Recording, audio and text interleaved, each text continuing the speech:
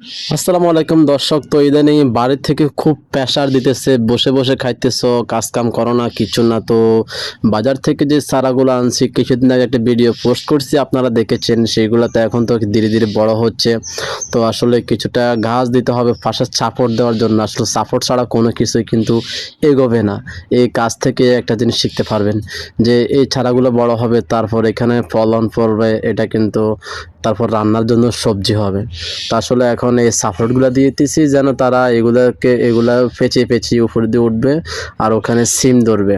তো এখন যদি না দিই তাহলে কিন্তু এগুলা কোনো কিছু হবে না, হয়তো গাছগুলা অন্যদিকে চলে যাবে। তাই এইখানে সুন্দর করে তাদেরকে সাজিয়ে দিয়েছি।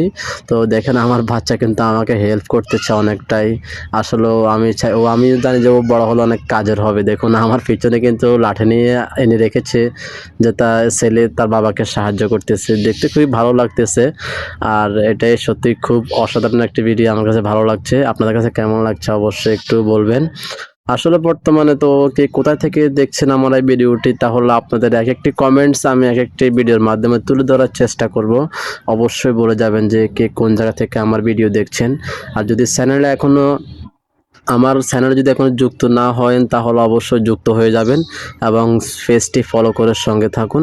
এরকম নিত্য নতুন ভিডিও আপনাদেরকে সবসময় দেওয়ার জন্য ভালোবাসা দিয়ে উৎসাহিত করবেন। তো আসলে এখনও কাজ অনেকগুলাই বাকি রয়েছে। আজকে আমার ছেলে থাকার কারণে আমার অনেকটাই কষ্ট কম হলো, যেতে সে আমাকে সব কিছু হাতের কাছে এনে দিতেছে আর আমার থেকেও ভালো লাগতেছে কাজ করে। যাই হোক, আজকের পরিশ্রম আগামী দিনের সফলতা। তো বন্ধুরা, আপনারা কখনো বসে বসে খাবেন না। বসে বসে খেলে কিন্তু রাজার ধন সম্পত্তিও কথায় আছে না যে থাকে না। তো এরকম কিছু মুরব্বীরা আগে যে বলেছে সেটাই এখন বাস্তব। তো কাজ করতেছি, এটাই সত্যি অসাধারণ।